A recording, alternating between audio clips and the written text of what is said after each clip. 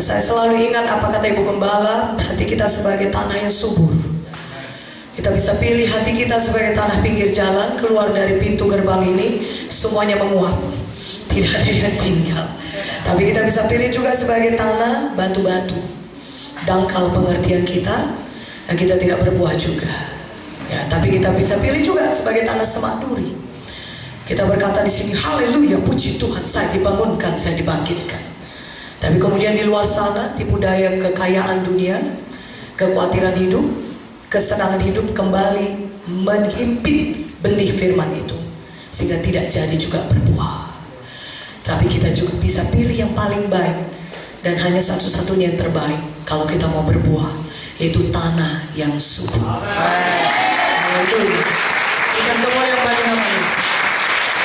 Hati yang baik, di mana hati kita menyambut firman, kita mengerti firman, dan kita menyimpan firman, dan kita melakukannya dengan bertekun. Itulah dia tanah yang baik, tanah yang subur, di mana setiap benih firman yang disampaikan pasti akan berbuah 30 kali lipat, paling sedikit 30 kali lipat, kemudian 60 kali lipat, dan 100 kali lipat. Haleluya. Biarlah hati kita semua tanah yang subur. Kita menyambut semua firman, dan kita mengerti, kita simpan, dan kita lakukan dengan bertekun. Semuanya itu ada di perumpamaan benih di semua Injil, saudaraku. Biarlah kita jadi tanah yang subur, sehingga tidak ada yang sia-sia benih firman Tuhan tadi. Katakan amin. Kita mau, saudara, saya mau menyampaikan pada saudara, mereka menyalakan visi yang redup. Tadi sudah disampaikan oleh hamba Tuhan, mulai dari Ibu Munte, saudaraku, dan juga Ibu Joyce, saudara. Visi yang redup, saudara. Musa mengalami visi yang redup. Banyak anak Tuhan, saudaraku, visinya redup atau kehilangan visi sama sekali. Amsal 29 ayat 18 berkata, bila tidak ada visi, menjadi liarlah rakyat. Terjemahan lain berkata binasa. Jadi kalau kita tidak punya visi, pasti binasa. Amsal 29 ayat 18 mengatakannya. Banyak anak-anak Tuhan visinya hilang, visinya redup. Mereka sudah memiliki Yesus sebagai Tuhan Juru Selamat mereka, lahir baru. Mereka masih kebaktian minggu, memberikan persembahan di gereja, boleh jadi mengambil satu pelayanan di gereja, tetapi mereka sudah kehilangan visi. Dan kalau mereka meneruskan saja hidup yang demikian, maka mereka tidak akan pernah sampai pada tujuan Tuhan dalam hidupnya. Mereka hidup seperti rutinitas, saudaraku. Mereka tidak lagi mengerjakan panggilan Tuhan yang ditaruh Tuhan dalam hati mereka. Panggilan Tuhan yang ditaruh Tuhan dalam hati saudara ketika saudara lahir baru, itu visi daripada Tuhan. Tuhan telah menaruhkannya dalam hati saudara pada saat saudara lahir baru. Jangan takut untuk mematuhi Tuhan, mengerjakan visi saudara. Jangan takut untuk menjalankan visi yang sudah diberikan Tuhan kepada saudara. Saudara, sepanjang saudara menjalankan visi yang daripada Tuhan, Tuhan akan memberikan segala kelengkapan yang saudara butuhkan. Saudaraku, firman Tuhan tadi berkata Filipi 3:13-14. Apa yang sudah di belakang kita lupakan. KKR semalam sudah berhasil, itu juga termasuk. Saudaraku, kita tidak lagi menoleh ke belakang, tapi kita maju terus mengerjakan visinya Tuhan. Jangan menjadi redup visi saudara, tetapi biarlah selalu menyala-nyala. Jadi visi daripada Tuhan itu jangan sampai redup, tapi selalu menyala-nyala. Musa mengalami visi yang redup. Saudara tahu Musa dipanggil Tuhan, panggilan Tuhan sama dia sangat luar biasa. Dan sebenarnya panggilan Tuhan dalam hidup saudara masing-masing juga sangat luar biasa. Tetapi Musa visinya hilang kembali, redup kembali. Kalau kita kilas balik saudara ke Keluaran 3, bagaimana Tuhan memanggil Musa. Musa itu dilahirkan pada saat dimana semua bangsa Israel, anak laki-laki harus dibunuh. Jadi situasinya kemarin pada waktu itu saudara, waktu Musa lahir adalah situasi yang demikian. Tetapi bagaimanapun situasi dunia pada zaman sekarang ini, kalau Tuhan punya panggilan dalam hidup saudara, Tuhan sanggup melakukannya sanggup menggenapinya dalam hidup saudara. Tuhan tidak dibatasi oleh situasi. Tuhan tidak dibatasi oleh ancaman-ancaman apapun. Tuhan tidak pernah dibatasi oleh manusia. Kalau Tuhan punya pekerjaan yang harus dikerjakan, Dia akan pilih seseorang, Dia taruh visi itu dalam hati seseorang, dan Tuhan tidak pernah menyesali panggilannya. Katakan amin. Nah, kita balik lagi kepada Musa, saudara. Di mana Musa waktu itu lahir dan dia mau dibunuh, tetapi oleh pimpinan Tuhan ditaruhlah dia dalam satu keranjang dan ditaruh di sungai Nil. Dan Tuhan memimpin sehingga yang mengasuh Musa kembali adalah ibunya sendiri. Amin.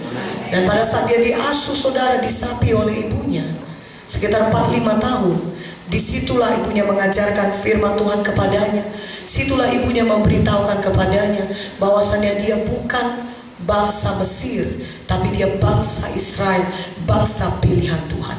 Sehingga Musa itu walaupun setelah 5 tahun dia dikembalikan kepada putri Firaun, dan dia diangkat jadi anak putri Firaun, tapi dalam hati Musa sudah tertanam visi yang daripada Tuhan.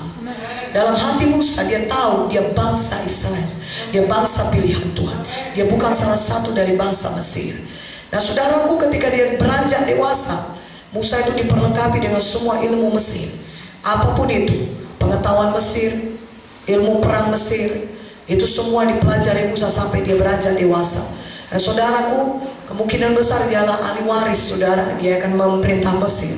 Tapi dia tahu dalam hatinya ada panggilan Tuhan dalam hidupnya. Katakan amin. Tetapi suatu hari dia lihat bangsa Israel bertengkar dengan bangsa Mesir, dan dia bunuh bangsa Mesir itu. Akibatnya dia harus melarikan diri jauh di padang Midian, jauh di balik-balik gunung sana, saudaraku. Dan dia tinggal di sana di padang Midian. Dia berjumpa dengan istrinya di sana, dan dia ketemu dengan mertuanya juga, Jethro, saudaraku. Dia punya keluarga baik-baik. Setiap hari bisa dibayangkan bagaimana hidup Musa. Secara dunia itu kelihatan sangat baik, sangat diberkati. Dia punya keluarga baik, dia punya anak, dia punya mertua yang baik sama dia. Dia kerjanya menggembalakan domba kambing mertuanya. Hidupnya nyaman, dia punya keluarga. Kalau pulang dari bekerja, ada anak-anak yang menyambut dia, ada istri yang baik menolong dia, saudaraku. Itu satu hidup yang baik secara dunia. Tetapi Tuhan tidak pernah melupakan apa panggilan Tuhan dalam hidup Musa. Tuhan tidak pernah menyesali panggilannya dalam hidup saudara.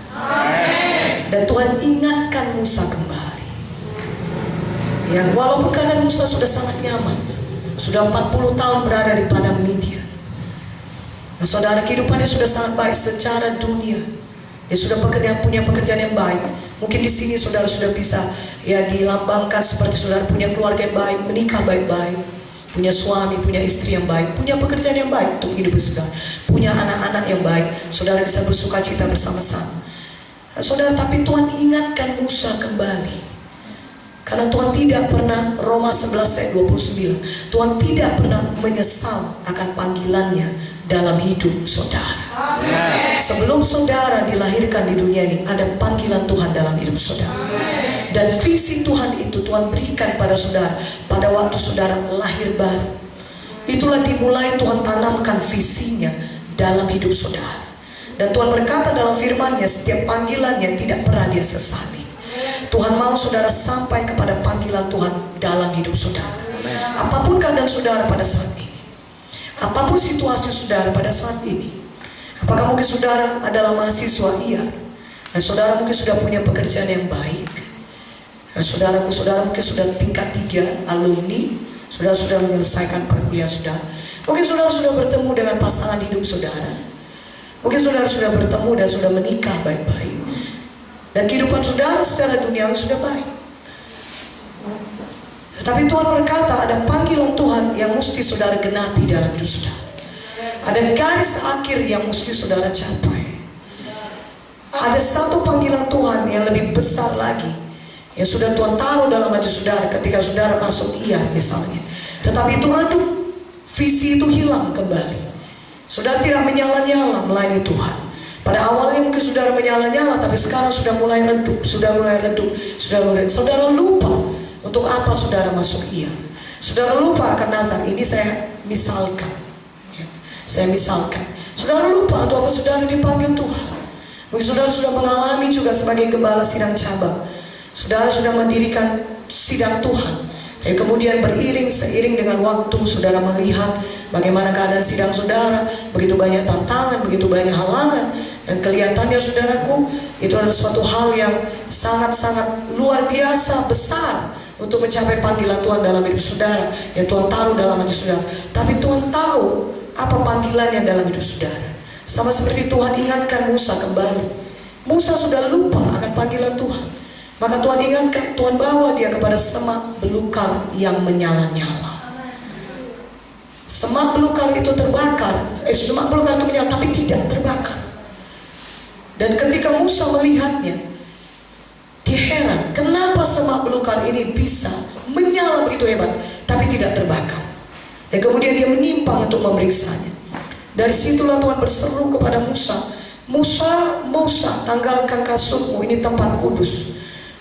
Dan di situ Tuhan mengingatkan Musa akan panggilannya kembali. Disitulah Tuhan mengingatkan Musa bahwasanya Musa tidak ditentukan untuk dipanggil Tuhan, tidak ditentukan untuk hidup di padang Midian. Tapi Tuhan mau Musa kembali membebaskan bangsa Israel dan membawanya ke tanah Kanaan. Itu panggilan Tuhan dalam hidup Musa. Dan Tuhan mengingatkan Musa kembali. Dan lewat semak duri yang menyala itu sudah Musa kembali dinyalakan visinya. Tetapi ada beberapa hal yang Musa tidak tahu.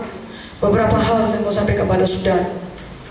Apakah yang dikatakannya kepada Tuhan? Keluaran 3 ayat 11. Musa berkata kepada Tuhan. Yang pertama sekali langkah-langkah untuk menyalakan kembali visi saudara yang redup. Musa menolak semua tuduhan-tuduhan yang mengatakan dia tidak sanggup berangkat. Atau begitu banyak orang yang sudah begitu nyaman dalam hidupnya sekarang. Dan ketika diingatkan kembali akan panggilan Tuhan dalam hidupnya, maka dia berkata tidak sanggup. Siapalah aku ini? Aku tidak sanggup melakukannya Tuhan. Itu juga yang dikatakan oleh Musa. Keluaran 3 ayat 11. Tetapi Musa berkata kepada Allah, siapakah aku ini Tuhan? Maka aku yang akan menghadap Firaun dan membawa orang Israel keluar dari Mesir. Tuhan berkata kepada Musa, jangan lihat kepada dirimu, tapi lihat kepada siapa yang mengutus engkau. Jangan lihat kepada diri saudara. Jangan katakan siapa aku ini. Secara orang tidak berpendidikan. Secara saudaraku yang kekasih dalam nama Yesus, Tuhan memanggil saudara. Dia tidak melihat kepada siapa diri saudara, tapi dia melihat kepada siapa dirinya, siapa Tuhan itu bagi saudara. Tuhan tidak bergantung kepada kita, tapi Tuhan melihat kepada siapa Tuhan yang bisa mengubahkan hidup saudara. Katakan amin. Demikian juga Tuhan mau kita melihat kepada siapa Tuhan yang bisa memakai kita. Jangan fokus kepada diri kita sendiri. Jangan lihat kepada siapa kita, tapi lihat kepada siapa Tuhan itu bagi kita. Tuhan mengajak kita jangan fokus kepada kita. Siapa kita, siapa sidang kita, bagaimana jemaat kita. Jangan fokus kepada diri kita, jangan fokus kepada manusia, tapi fokus kepada Tuhan. Siapa Tuhan itu bagi kita. Haleluya. Dan ketika saudara mulai fokus kepada siapa Tuhan bagi saudara, maka saudara akan melihat saudara bisa menggenapi panggilan Tuhan dalam hidup saudara. Saudara akan melihat tantangan itu kecil karena saudara tidak fokus kepada tantangan, tidak fokus kepada musuh saudara, tapi saudara fokus kepada Tuhan yang besar, yang bisa mengalahkan semua musuh-musuh saudara. Tuhan yang berperang bagi saudara dan yang bisa membawa saudara kepada keberhasilan dan pengenapan janji Tuhan dalam hidup saudara, kepada pengenapan rencana Tuhan dalam hidup saudara. Karena itu jangan lihat kepada diri saudara siapa saudara, tapi lihat kepada Tuhan yang besar. Katakan amin. Dan kemudian Tuhan berkata, siapakah engkau Tuhan yang mengutus aku ini? Siapa engkau Tuhan? Siapa nanti aku bilang engkau itu siapa? Kepada siapa nanti? Kepada bangsa Mesir aku pergi, atau kepada bangsa Israel aku pergi? Aku bilang ini siapa engkau? Tuhan berkata, I am dan I am. Aku adalah Tuhan.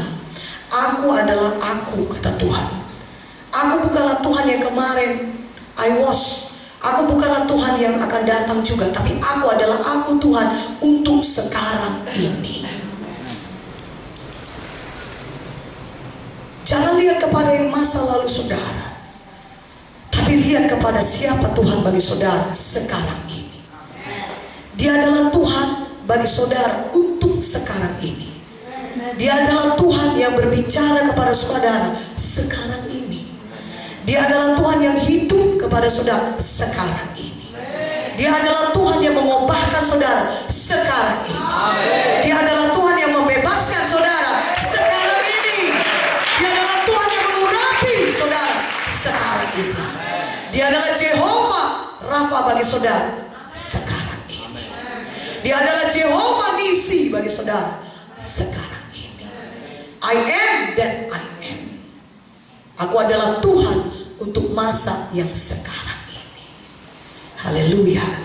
Sehingga kalau saudara mau bebas, terima kebebasan saudara hari ini juga. Haleluya. Saudara mau bangkit, terima kebangkitan. Terima roh yang menyala-nyala dari Tuhan sekarang ini. Haleluya. Tuhan adalah Tuhan untuk yang sekarang. Dia bukan Tuhan nanti, tapi dia Tuhan yang sekarang.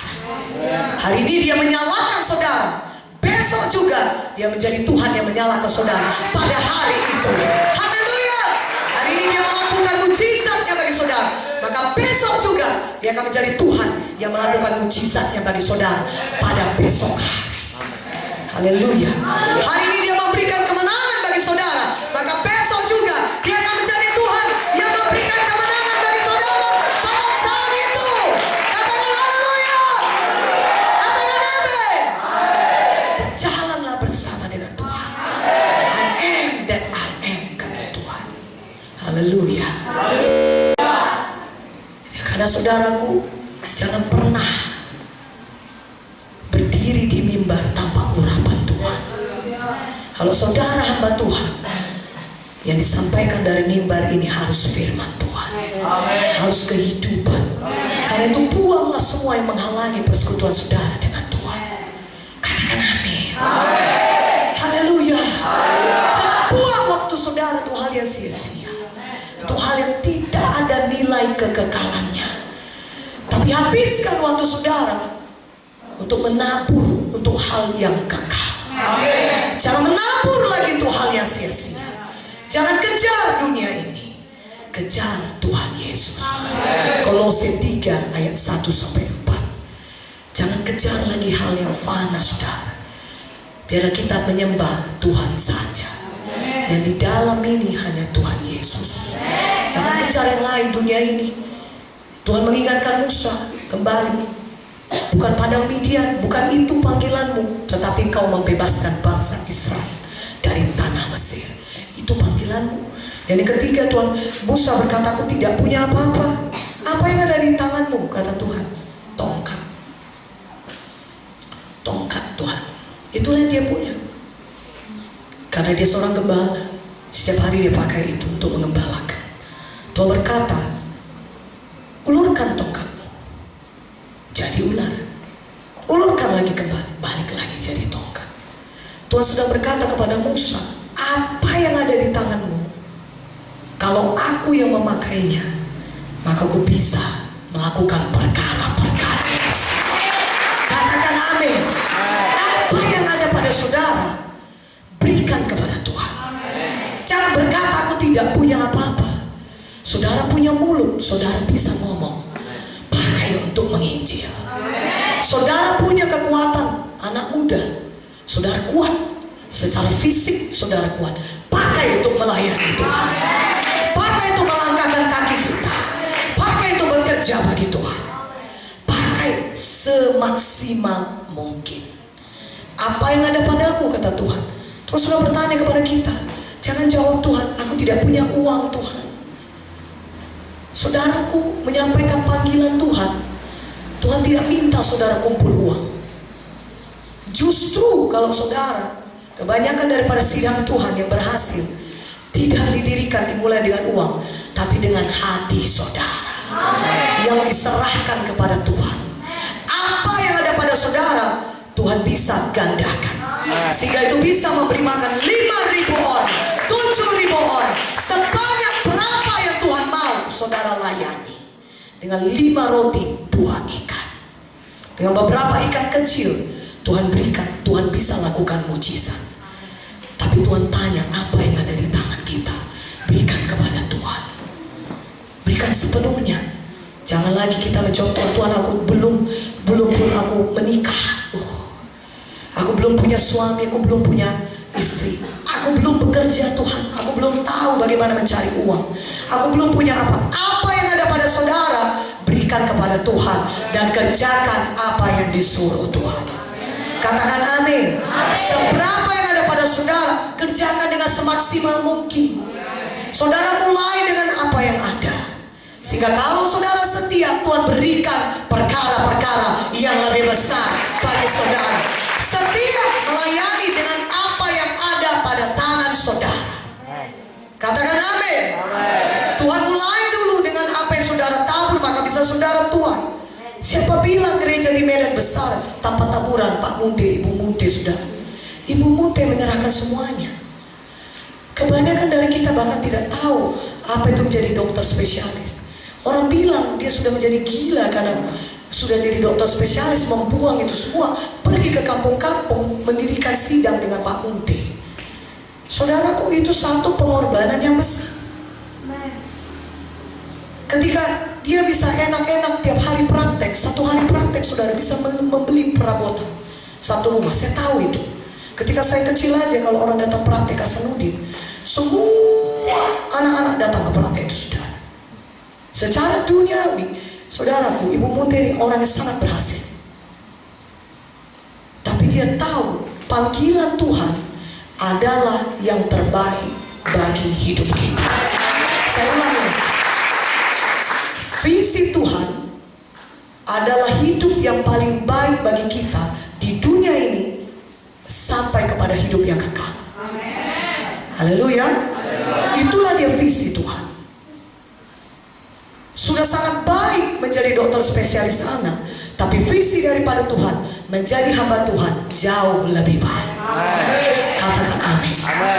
Dan setiap visi daripada Tuhan akan membawa saudara kepada satu hidup yang lebih baik lagi. Haleluya. Katakan amin. Saudara yang kekasih dalam nama Yesus, kata berikan apapun yang ada pada saudara kepada Tuhan Yesus. Nah, saudaraku, apakah itu talenta, keahlian, segala, Tuhan pasti sudah taruh dalam hati saudara. Tuhan pasti sudah berikan itu kepada saudara. Ya, adalah pilihan kita untuk memberikannya kepada Tuhan. Katakan amin. Amin. Yang pertama tadi, Musa menolak semua tuduhan-tuduhan yang mengatakan dia tidak sanggup berangkat. Mungkin banyak di antara kita berkata, sudah lama kita hidup seperti ini di padang Midian, atau di mana kita berada pada saat ini. Dia merasa tertuduh. Musa merasa tertuduh karena dia sudah membunuh bangsa Mesir. Dia memakai kekuatannya sendiri.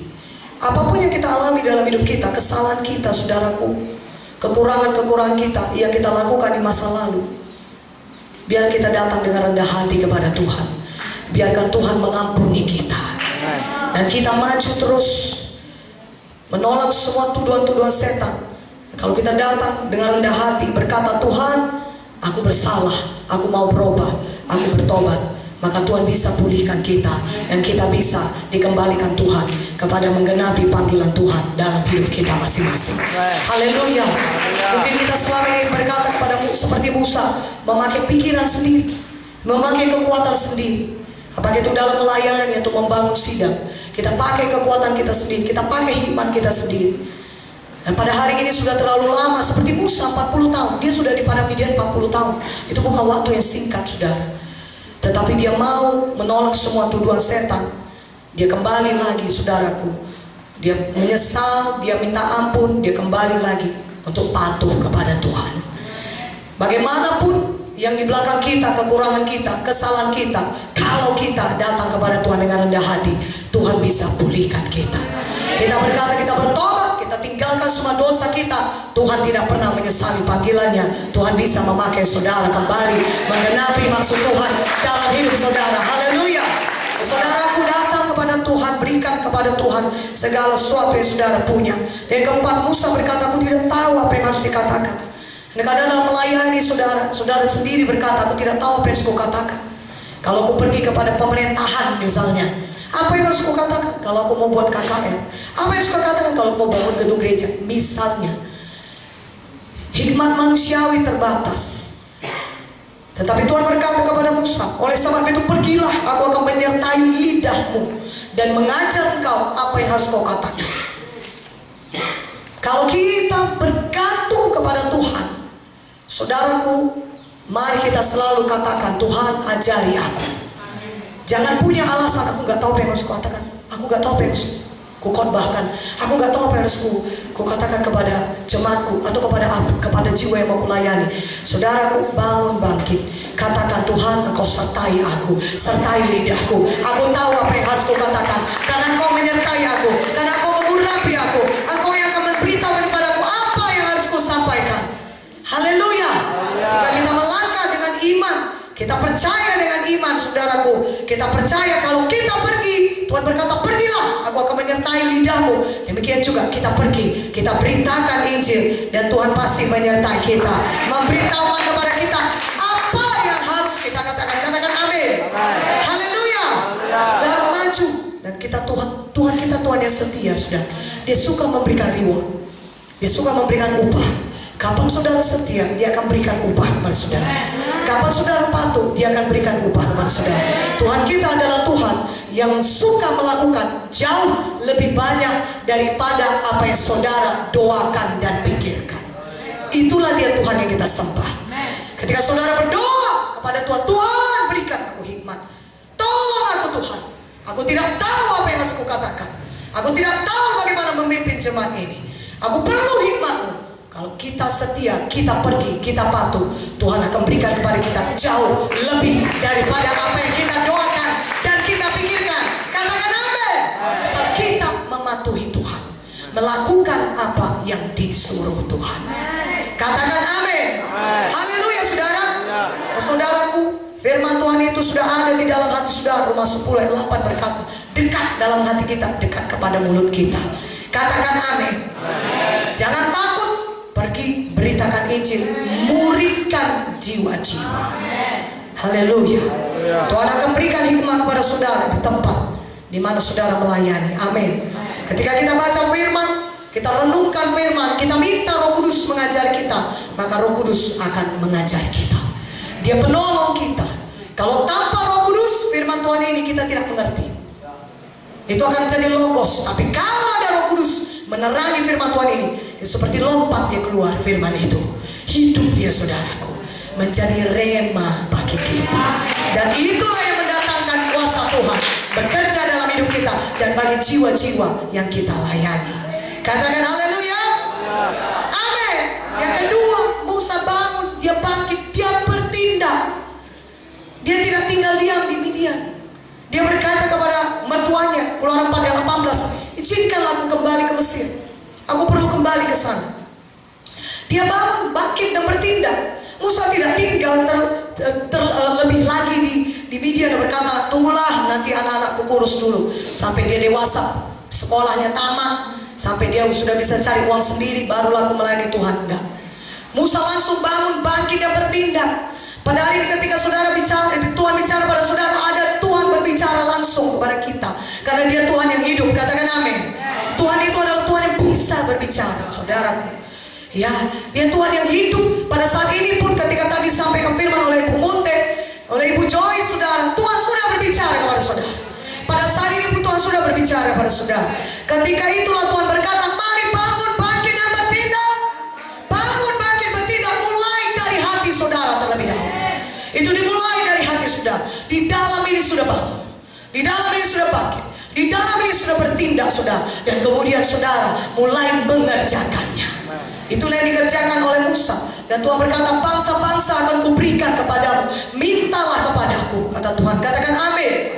Kalau kita mulai bangun, bangkit dan bertindak, perkara-perkara besar bisa Tuhan nyatakan dalam hidup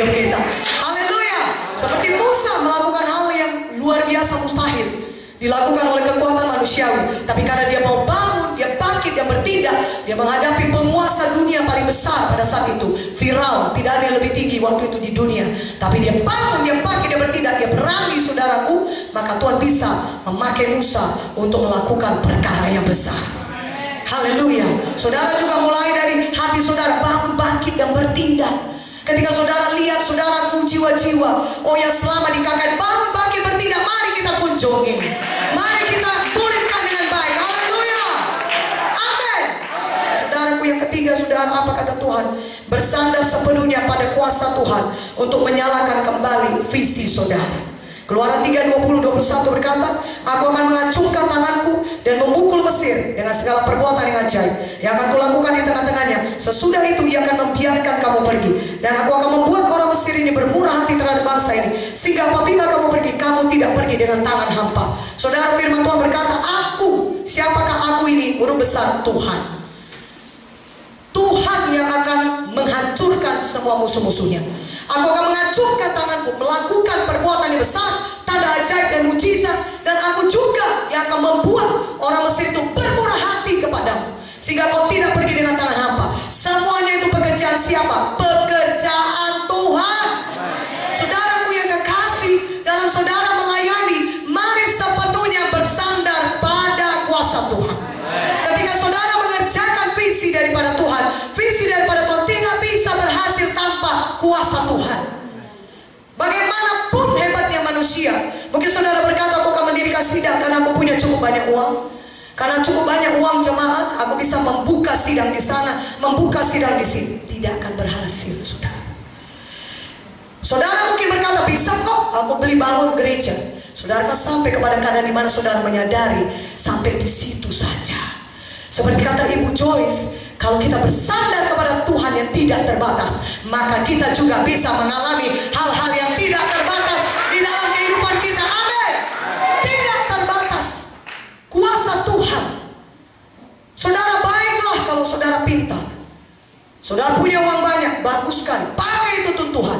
Tapi kalau itu sandaran saudara dalam melayani Tuhan, menggenapi visi Tuhan, saudara kan sampai pada akhirnya ke jalan buntu, dan saudara berkata, oh sampai begini saja kah? Kok sepertinya tidak bisa maju lagi? Adalah suatu hal yang baik saudara menguasai segala macam gadget teknologi, pakai itu semaksimal mungkin untuk pekerjaan Tuhan. Tetapi dalam menggenapi visi Tuhan, saudara harus kembali kepada firman Tuhan, bersandar sepenuhnya kepada kuasa Tuhan. Katakan amin. Bersandar sepenuhnya kepada kuasa Roh Kudus. Bukan kuat, bukan gagah, melainkan rohku, kata Tuhan. Bukan karena kita kuat, bukan karena gagah manusia, tetapi semuanya karena pekerjaan Roh Kudus. Haleluya. Makanya ketika kita melayani, kita menghadap kepada jiwa-jiwa, kita pergi kepada jiwa-jiwa. Apa yang ada dalam hati saudara? Mari Roh Kudus, mari urapi aku. Karena hanya Roh Kudus yang bisa melakukan pekerjaan-pekerjaan yang ajaib, tanda mujizat, itu hanya oleh kuasa Roh Kudus. Katakan amin. Maka saudara bangun, bangkit, bertindak, dan itu mulai dari hati saudara. Bagaimanakah kebaktian minggu kita? Kita sudah lihat bagaimana jiwa-jiwa diselamatkan. Mulai dari hati kita terlebih dahulu. Sebelum saudara sampai kepada kebaktian minggu, apa yang saudara lihat sepanjang minggu ini? Jiwa-jiwa, oh akan datang kebaktian minggu Tuhan. Dan ketika nanti dia di kebaktian, yang sakit akan disembuhkan, yang terikat akan dibebaskan, yang buta akan melihat, termasuk yang buta rohani akan melihat terang Tuhan. Katakan amin. Itu sudah ada di dalam hati saudara. Saudara menyala-nyala untuk itu. Saudara ketika melihat KKR ini sudah berlangsung, saudara percaya di dalam hati saudara ini menyala kembali.